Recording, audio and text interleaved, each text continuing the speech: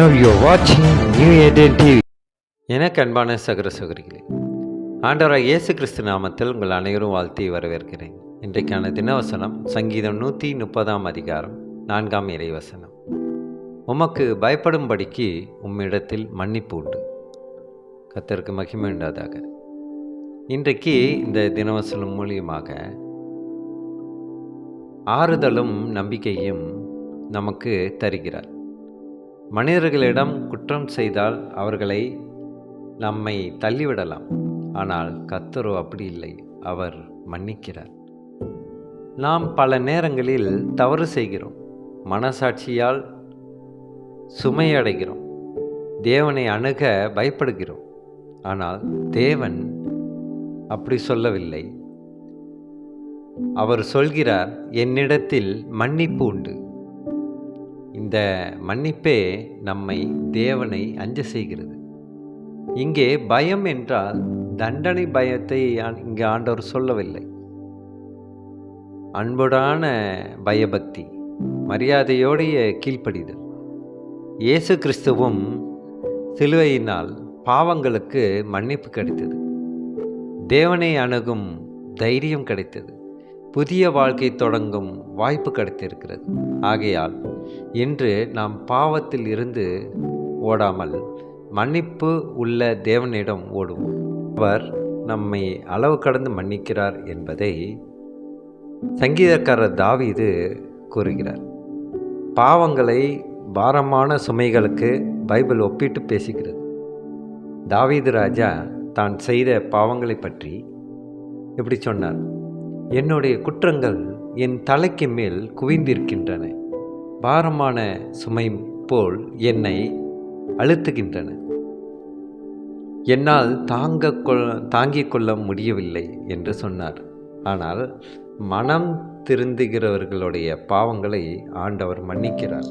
இதை நாம் சங்கீதம் 25 அதிகாரம் 18 வசனத்தில் நாம் பார்க்கலாம். மன்னிக்கிறார் என்ற பயன்படுத்தப்பட்டிருக்கிற எபிரேய வார்த்தை தூக்குவதை அல்லது சுமப்பதை அர்த்தப்படுத்துகிறது. ஒரு பலசாலி எப்படி ஒரு சுமையை தூக்கி கொண்டு போவாரோ அந்த மாதிரி தான் ஆண்டவர் நம் தோள் மேல் இருக்கிற பாவம் எல்லாவற்றையும் அவர் சுமக்கி தூக்கி கொண்டு போகிறார்.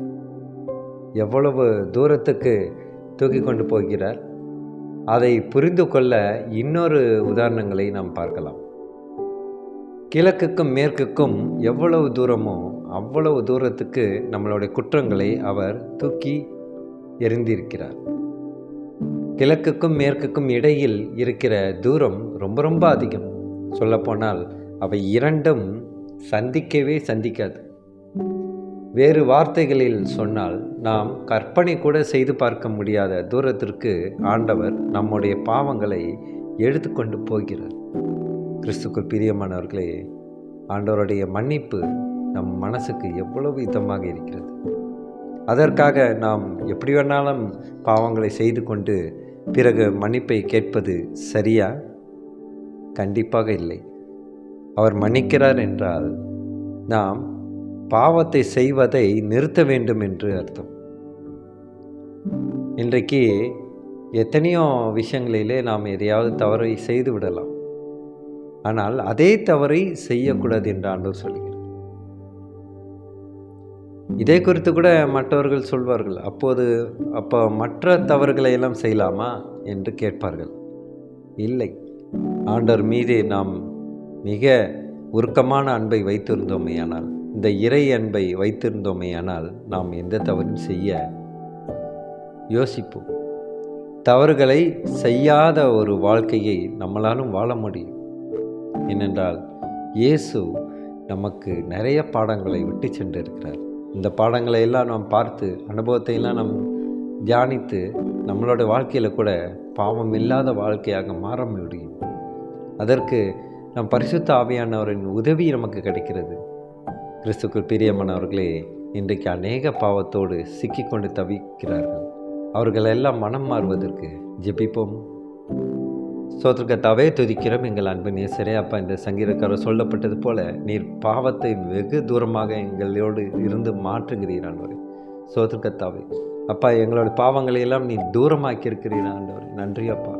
அப்பா நாங்கள் ஒரு நாளும் உம்மை வருத்தப்பட விடாதபடிக்கு எங்களுடைய பாவங்கள் தூரமாக மட்டும் ஆண்டவர். எங்களுடைய பாவங்கள் தூரமாவது மட்டுமல்ல, இனி எந்த ஒரு பாவத்தையும் செய்யாமல் இருப்பதற்கு எங்களுக்கு நல்ல ஞானத்தை தந்தோம்னா ஜெபிக்கின்ற கர்த்தாவே. அப்பா எங்களுக்கு எது சரி என்று எது தவறு என்று தெரிந்து கொள்ள இந்த பகுத்தறியும் ஞானத்தை நீர் எங்களுக்கு தந்தரும்னா ஜெபிக்கின்ற கர்த்தாவே. துதிக்கிறோம் எங்கள் அன்பு சகோதரிகளும் ஜெபிக்கின்ற கர்த்தாவே. இந்த நாள் முழுவதும் அவர் செய்யும் ஒவ்வொரு காரியத்திலும் பாவம் இல்லாதபடிக்கு நீர் காத்துக்கொள்ளும். சொத்து கர்த்தாவை துதிக்கிறோம். இயேசு மூலமாய் ஜெபிக்கின்றோம் நல்ல பிதாவே. ஆமீன்.